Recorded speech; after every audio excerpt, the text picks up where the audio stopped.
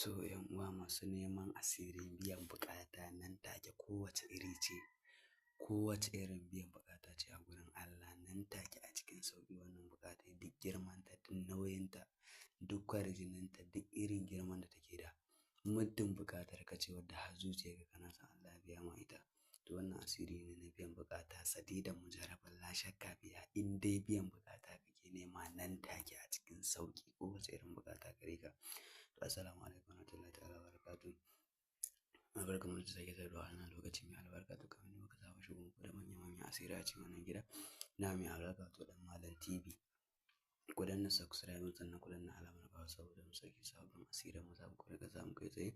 To kamar dai da muka saba shigo muku da manya-manyan asirai yau dai muna ɗauke da asirin biyan buƙatan mujarraban la shakka biya.